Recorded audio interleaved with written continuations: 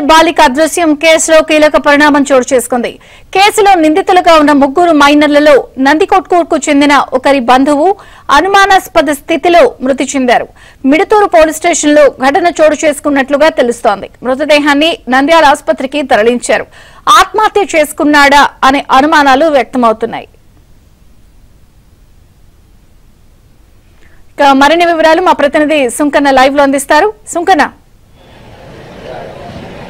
విజయ చంద్రిక పోలీసుల విచారణలో ఉన్నటువంటి వ్యక్తి మృతి చెందడం తీవ్ర కలకలం రేపుతుంది.